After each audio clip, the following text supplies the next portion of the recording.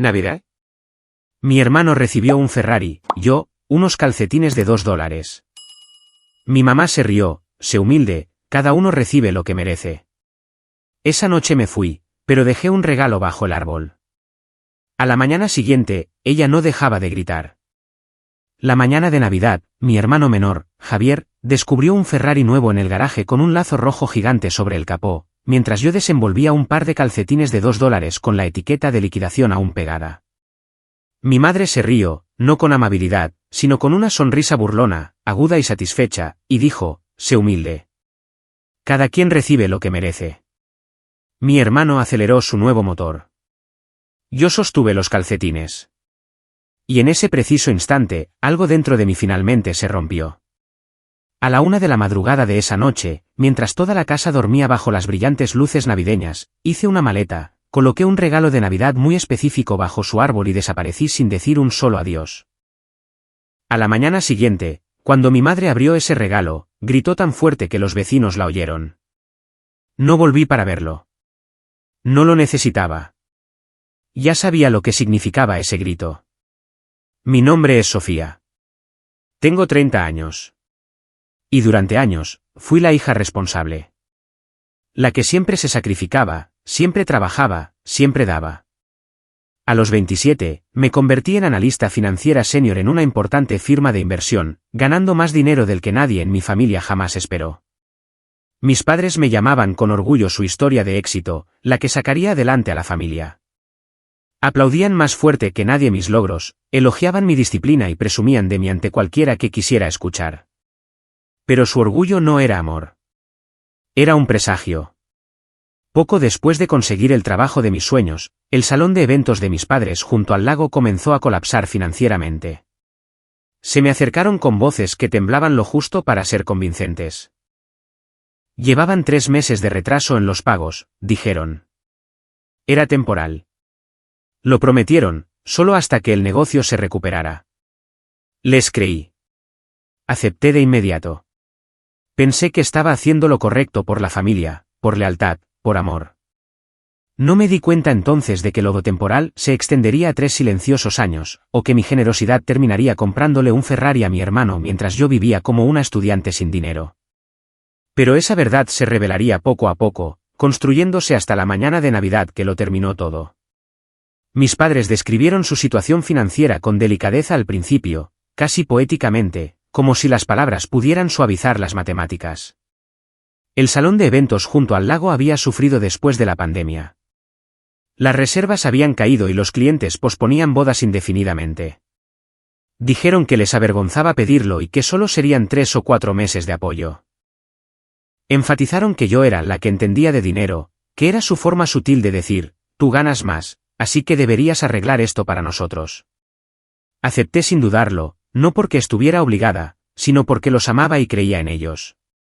Configuré las transferencias esa noche, una a la cuenta de la hipoteca de la casa, otra al préstamo del negocio. Más que el alquiler de la mayoría de la gente combinado, retirado silenciosamente de mi sueldo cada mes. Se sentía pesado, pero temporal.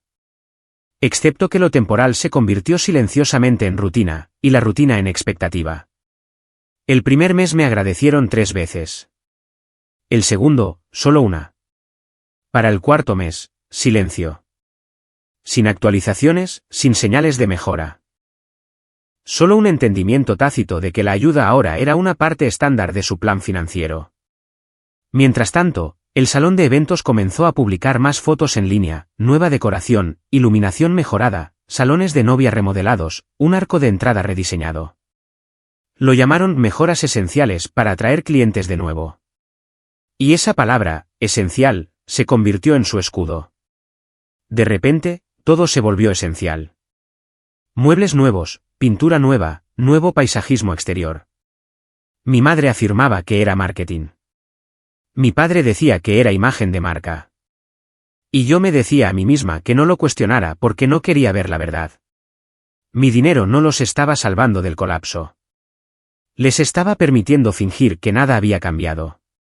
Javier, mientras tanto, vivía como si el mundo le hubiera entregado un pase VIP. Incursionó en la fotografía durante un mes, luego en la producción musical, luego en el streaming, luego en la creación de contenido para redes sociales. Cada nuevo pasatiempo venía con equipo nuevo, cámaras, micrófonos, paneles de luz, software de edición, nada de lo cual compró él mismo. Vestía exclusivamente con zapatillas de edición limitada, ropa urbana holgada y gorros de diseñador. Mis padres lo elogiaban como creativo y decían que estaba a punto de lograr algo grande. Yo también estaba a punto de algo, a punto de darme cuenta de que estaba financiando el estilo de vida de todos, excepto el mío. Mi vida se encogió de maneras silenciosas e invisibles. Dejé de reemplazar cosas cuando se rompían. Evité viajes a los que mis compañeros de trabajo me invitaban. Comía barato. Pospuse reparaciones necesarias en mi coche. Me limité para que ellos no tuvieran que hacerlo. Y, sin embargo, hablaban de dinero como si les sucediera a ellos, no por mi causa. Mi madre suspiraba ocasionalmente sobre lo difíciles que estaban los tiempos mientras sostenía una nueva joya que había conseguido en oferta.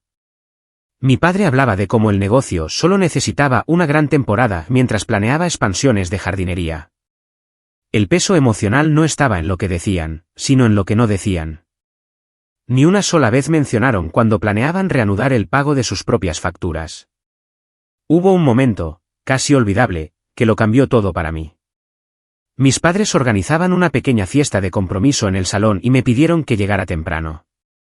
Entré y los encontré discutiendo planes para un futuro proyecto de renovación, una extensión de pabellón de cristal con vistas al lago. Hablaban de costos, contratistas, plazos. Sus voces eran esperanzadas, emocionadas, casi juveniles. Entonces mi padre dijo, ya lo resolveremos. Sofía siempre se encarga de las cosas. Ambos asintieron como si fuera algo natural, obvio, esperado. Esa frase se clavó en mi mente como una astilla. Yo siempre me encargaba de las cosas. No porque quisiera, sino porque asumían que lo haría. Aún así, no me rompí. Seguí pagando, mes tras mes, hasta que el total alcanzó una cifra que ya no parecía real, $51,400. Recuerdo estar sentada en mi apartamento una noche, mirando mi hoja de cálculo, dándome cuenta de que había pagado más por sus vidas que por la mía. La cifra era lo suficientemente grande como para comprar un coche de lujo, el pago inicial de una casa nueva o 2 años de viaje. En cambio, se había convertido en un fantasma. Dinero que se desvanecía cada mes sin reconocimiento. La peor parte no era el dinero. Era el sentimiento de derecho que crecía a su sombra. Cuando alguien se sacrifica por amor y el receptor deja de ver el sacrificio, se convierte en servidumbre. Empecé a sentirme no como una hija, sino como una máquina invisible que bombeaba oxígeno financiero a una casa que nunca fue mía. A medida que se acercaba la tercera Navidad, la distancia emocional entre nosotros crecía. Mis padres me hablaban como a una asistente útil en lugar de a una hija.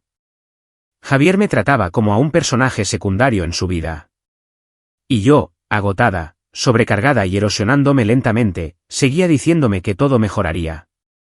Pero las familias construidas sobre cimientos desiguales no se equilibran mágicamente. Se agrietan, se inclinan, se derrumban bajo su propio peso. Aún no lo sabía, pero la mía ya se estaba derrumbando. Solo necesitaba un momento final e inolvidable para derribar toda la estructura. La Navidad se convertiría en ese momento. Para cuando llegó la Navidad, algo en la casa se sentía diferente, sutilmente teatral, como si mi familia estuviera interpretando el papel de felices y prósperos, aunque yo era la que pagaba silenciosamente las facturas que mantenían las luces del escenario encendidas. Cuando llegué por el camino de entrada en Nochebuena, la casa parecía sacada de una revista.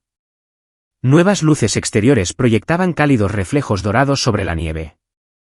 Un pesebre de luces LED completo brillaba en el jardín, acompañado de una corona decorada profesionalmente en la puerta. Dentro, un enorme árbol de casi 4 metros dominaba la sala de estar. Sus adornos estaban perfectamente coordinados en rojo, dorado y blanco. No era la decoración de una familia con dificultades. Era la decoración de gente que creía que las dificultades le pertenecían a otra persona, a mí. Mi madre me recibió con un vestido de terciopelo nuevo y unos pendientes de diamantes que nunca antes había visto. Mi padre se sirvió un whisky añejo que de ninguna manera debería haber podido permitirse. Y Javier, bueno, Javier flotaba por la casa como un príncipe esperando su coronación. Dejó caer pistas toda la noche sobre la gran sorpresa que esperaba por la mañana. Mis padres sonreían cada vez que hablaba, su orgullo inflándose como un globo. Coloqué silenciosamente mis regalos modestamente envueltos debajo de la montaña de los caros y me recordé que la gratitud era opcional en esta casa, pero las expectativas no. Dormí mal en mi antiguo dormitorio. Las paredes se sentían más pequeñas de lo que recordaba, como si la propia casa intentara advertirme que ya no pertenecía allí. Di vueltas en la cama, repasando los últimos 3 años en mi mente. Las transferencias, los sacrificios, las señales de alerta que ignoré. Algo dentro de mí se retorcía más con cada recuerdo, pero lo reprimí. Se suponía que la Navidad era pacífica. Me obligué a fingir. La mañana llegó con alegría forzada. Mi madre insistió en que nos reuniéramos alrededor del árbol como antes, pero el momento se sintió hueco. Montado para las apariencias. Javier abrió su primer montón de regalos, ropa de diseñador, auriculares, zapatillas de edición limitada, un dron que probablemente nunca usaría para nada productivo. Cada artículo provocaba reacciones exageradas de su parte y asentimientos orgullosos de mis padres. Era una escena que había presenciado muchas veces. Pero este año, algo se sentía diferente, como si el universo me estuviera dando una última oportunidad para ver la verdad. Entonces mi padre metió la mano en el bolsillo y sacó un llavero con el emblema rojo brillante de Ferrari. La habitación se quedó en silencio por un momento antes de que Javier estallara como si hubiera ganado un sorteo televisado. Corrió afuera, gritando de incredulidad, y lo seguimos. Allí, estacionado en el garaje, había un Ferrari nuevo, reluciente bajo las luces fluorescentes. Rojo, impecable, recién salido del concesionario. Un lazo gigante se extendía sobre el capó. El olor a cuero nuevo flotaba en el aire fresco. Mi hermano lo rodeó, riendo, filmando cada ángulo con su teléfono. Mis padres lo observaban con orgullo sentimental, como si regalar un deportivo de lujo fuera tan natural como regalarle a alguien unos calcetines. Me quedé en silencio, calculando instintivamente el rango de precios. Años trabajando en finanzas hacían imposible no hacerlo. Incluso el modelo más modesto estaba fuera del ámbito de la cordura para el presupuesto de mis padres. A menos, claro, que nunca hubieran estado presupuestando en absoluto. A menos que hubieran pasado los últimos 3 años dejándome cubrir lo esencial para poder redirigir sus ingresos hacia extravagancias. A menos que la lucha financiera que yo creía real hubiera sido simplemente una dificultad selectiva. ¿Dificultad para mí? Lujo para ellos. Volvimos adentro y finalmente fue mi turno. 3 pequeñas cajas estaban cerca de la parte trasera del árbol. Notablemente más ligeras, notablemente menos consideradas. Abrí la primera. Una vela barata, claramente de un estante de liquidación. La segunda, un marco de fotos endeble con un rasguño en el cristal.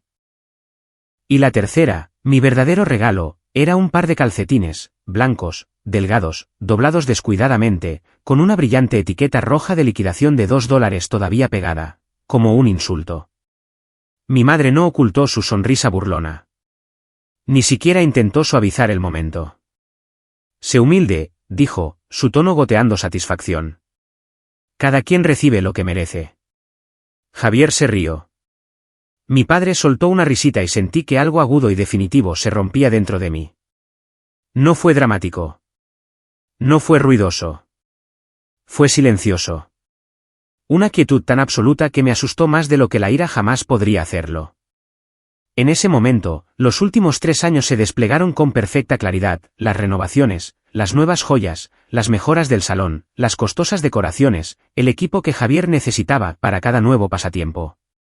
No habían estado luchando. Simplemente habían reorganizado sus finanzas en torno a mis ingresos. El dinero de mis padres se destinaba a su estilo de vida. Mi dinero pagaba la supervivencia. El derecho de mi hermano estaba subsidiado directamente por mi sacrificio. Yo no era una hija a sus ojos. Era un recurso. Sonreí educadamente y les di las gracias, porque la cortesía era mi armadura. Pero por dentro, la decisión ya se estaba formando, nítida, fría y absoluta. La mañana de Navidad no fue el punto de quiebre. Fue la confirmación, la prueba, el permiso que necesitaba para finalmente elegirme a mí misma. Y para cuando terminó la cena de Navidad, sabía exactamente lo que iba a hacer. No solo me iba a ir. Me iba a ir de una manera que nunca olvidarían. No me fui de inmediato. Esperé. Me moví por el resto del día de Navidad con una cortesía mecánica, sonriendo en los momentos apropiados, ayudando a limpiar los platos, viendo a mi familia celebrarse a sí mismos mientras fingían que yo no existía. Mi madre reproducía vídeos de Javier sentado en el Ferrari como un príncipe. Mi padre se jactaba en voz alta ante los parientes sobre lo duro que habían trabajado para permitirse semejante regalo. Javier se pavoneaba por la casa con el llavero colgando de su dedo como una joya de la corona. Ninguno de ellos me miró el tiempo suficiente para ver la decisión formándose detrás de mis ojos. Después de la cena, me excusé temprano y fui a mi antigua habitación. Cerré la puerta en silencio, me senté en la cama y abrí mi portátil. No lloré. No me enfurecí. Ni siquiera temblé. Simplemente hice cálculos. Cálculos fríos, lógicos e implacables. Revisé los últimos 3 años de transferencias, cada pago de hipoteca, cada contribución al préstamo del negocio, cada depósito de emergencia disfrazado de solo por esta vez. 36 meses. $51,400. La suma parecía surrealista en la pantalla. Un número que podría haber cambiado mi vida, pero que en cambio había sido canalizado hacia la de ellos. Saqué la carpeta donde guardaba mis copias financieras, extractos sellados por el banco, confirmaciones de transferencia mensuales y, lo más importante, los documentos de la propiedad refinanciada que firmé 2 años antes, cuando mis padres dijeron que me necesitaban en los papeles para asegurar una mejor tasa. En ese entonces, pensé que era inofensivo. Ahora, entendía exactamente lo que tenía en mis manos. Copropiedad. Apalancamiento legal. Poder. A las 12:15 de la noche, la casa estaba en silencio. A las 12:30, las luces se atenuaron. A la 1 de la madrugada, comencé. Esa noche, mientras todos dormían después de su Navidad perfecta, hice una última cosa antes de marcharme para siempre. Abrí Instagram, tomé 2 fotos y publiqué una historia que permaneció activa exactamente 24 horas, tiempo suficiente para que cada familiar, amigo, vecino y seguidor la viera y le hiciera una captura de pantalla. Primera foto, el par de calcetines de $2 con la brillante etiqueta roja de liquidación aún pegada. Segunda foto, una captura de pantalla de una de mis transferencias mensuales, claramente etiquetada como hipoteca mamá y papá, diciembre de 2024. Y debajo escribí, palabra por palabra, 3 años, $51,400. Hoy recibí calcetines. Hoy dejé de pagar. Hoy empecé a vender la casa. Feliz Navidad del cajero automático familiar. Le di al publicar, apagué mi teléfono, salí por la puerta principal con mi maleta, subí a mi coche y desaparecí. Para cuando salió el sol, esa historia ya había sido compartida en todos los chats grupales locales, en cada grupo familiar, en el teléfono de cada vecino. La gente estaba bombardeando los comentarios de Javier. Estaban enviando mensajes de texto a mis padres. Algunos incluso estaban publicando las capturas de pantalla ellos mismos. Y cuando mi madre finalmente abrió esa caja negra bajo el árbol y se dio cuenta de que la casa ya estaba listada para una venta forzosa, bueno, digamos que su grito se convirtió en el sonido más famoso del vecindario ese año. A la mañana siguiente, encendí mi teléfono brevemente. No esperaba paz, y no la obtuve. Las notificaciones llegaron al instante, llamadas perdidas, mensajes de texto frenéticos, mensajes enviados a chats grupales, incluso mensajes de voz de parientes con los que no había hablado en años. No escuché los mensajes de voz, pero las vistas previas de los textos me lo dijeron todo. Mi madre había abierto el sobre. Había gritado. Había gritado tan fuerte que los vecinos llamaron para preguntar si todo estaba bien. Mi padre exigía saber qué significaba esta traición. Javier me acusó públicamente de destruir la Navidad. Parientes lejanos intervinieron con opiniones que se habían formado a los pocos minutos de escuchar la historia, seguramente a partir de la versión reescrita de mis padres. Pero los mensajes más reveladores fueron los de mi madre. Comenzaron con incredulidad, pasaron a la negación y luego cayeron rápidamente en pánico. Exigía explicaciones. Exigía gratitud por todo lo que habían hecho por mí. Exigía que volviera a casa para arreglar el desastre que había causado. Afirmaba que era imposible que me devolvieran el dinero, que yo era cruel, desagradecida, desalmada. Pero ni una sola vez, ni una, mencionó los calcetines, el Ferrari, los años de silencio mientras yo pagaba sus facturas, el sentimiento de derecho, la manipulación, la expectativa de que me sacrificaría sin fin mientras ellos vivían cómodamente. Miré mi teléfono por un largo momento, luego lo apagué de nuevo. No por ira, sino por paz. Finalmente habían visto la verdad expuesta en blanco y negro, notariada e innegable. Y yo finalmente había terminado de cargar con el peso que ellos pasaron años fingiendo que no existía. La Navidad había terminado. Y también mi papel en sus vidas. Mi ausencia no fue silenciosa. Las familias construidas sobre el derecho no se desmoronan en silencio. Explotan. No presencié las consecuencias de primera mano, pero los mensajes que se filtraron a través de amigos, parientes lejanos y conocidos en común pintaron un cuadro más claro de lo que jamás esperé. Mi sobre había detonado como una bomba legal en medio de su sala de estar. Los gritos, el shock, la negación, todo había sido inmediato y ruidoso. Pero las consecuencias se desarrollaron en olas lentas e inconfundibles. La primera ola golpeó cuando la compañía hipotecaria recibió mi notificación oficial de copropietaria. Sin mis pagos mensuales, la cuenta fue inmediatamente marcada. El préstamo del negocio le siguió. En cuestión de días, mis padres habían recibido 2 notificaciones distintas exigiendo información actualizada sobre su responsabilidad financiera. Entraron en pánico. No tenían un plan porque nunca creyeron que necesitarían uno. Durante 3 años seguidos, construyeron una vida bajo la suposición de que mis ingresos siempre amortiguarían los suyos. Quita el colchón y cayeron rápido. La segunda ola fue el Ferrari. Lo habían financiado, por supuesto. Mis padres amaban la ilusión de riqueza más que la sostenibilidad, y Javier amaba la gratificación instantánea aún más. Una vez que llegó el aviso de cobro, las matemáticas finalmente lo golpearon. Su coche de ensueño requería dinero real, dinero que ni él ni nuestros padres tenían. El pago del coche por sí solo era casi la misma cantidad que yo había estado enviando para apoyar el negocio. Sin mis contribuciones, los pagos se evaporaron. El Ferrari duró 28 días antes de ser embargado en medio de la noche, presenciado por vecinos que filmaron todo el espectáculo. El vídeo circuló en línea. Javier se convirtió en el hazmerreír local. La tercera ola fue el salón de eventos. Las reservas habían vuelto a bajar y las renovaciones a medio terminar del año pasado seguían sin pagarse. Los contratistas exigían los saldos. Los proveedores solicitaban la liquidación. Mis padres se apresuraron a cubrir todo, pero no pudieron. En menos de 3 meses, entraron en impago. El negocio cerró sus puertas silenciosamente. Sin anuncios, sin publicaciones de despedida, sin gratitud hacia los clientes que los mantuvieron a flote durante décadas. Solo una puerta cerrada y un letrero descolorido.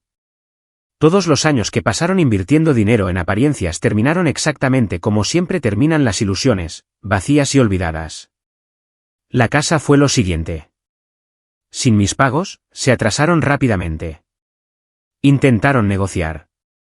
Intentaron ganar tiempo. Intentaron pedir prestado a familiares lejanos que de repente no podían ayudar, ahora que la verdad sobre el Ferrari se había difundido.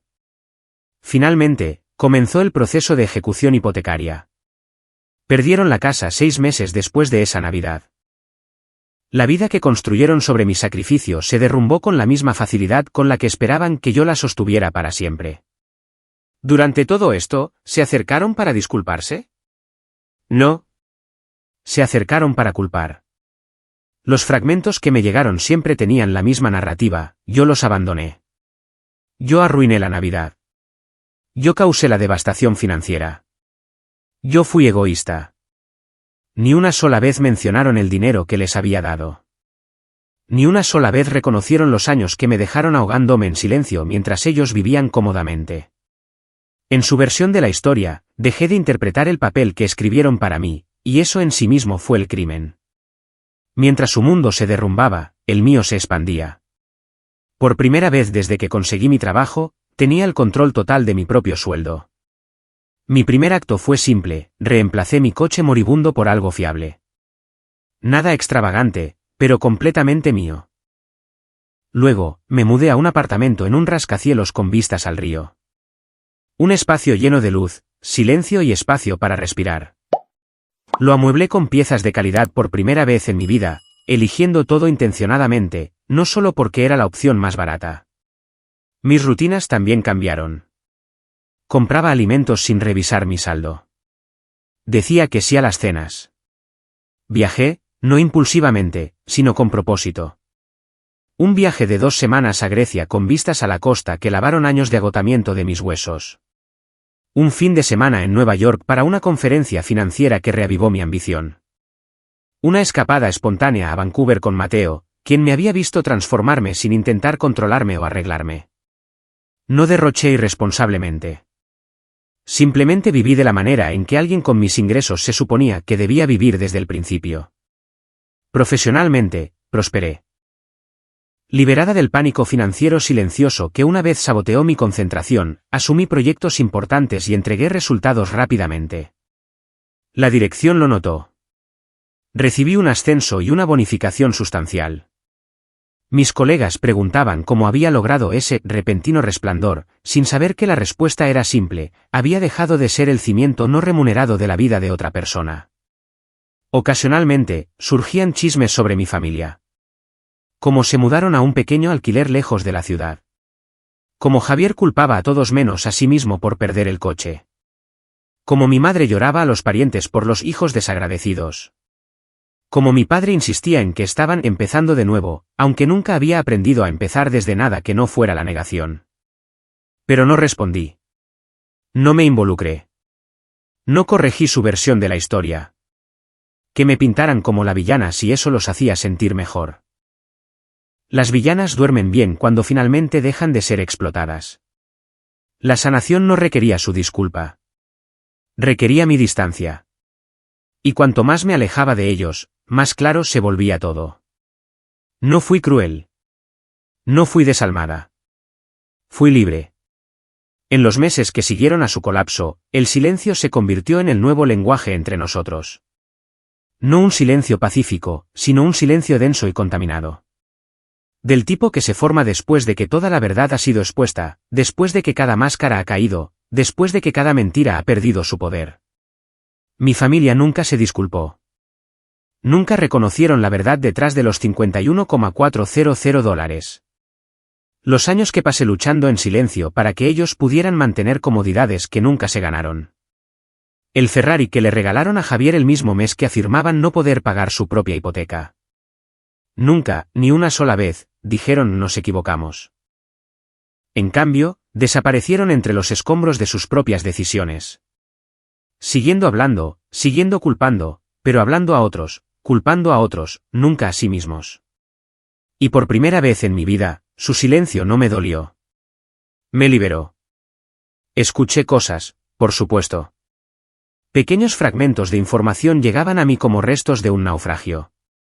Se mudaron 2 veces en 6 meses. Primero a un alquiler, luego a un lugar aún más pequeño más lejos de la ciudad cuando las deudas restantes del negocio los alcanzaron. Mis padres insistían en que era temporal.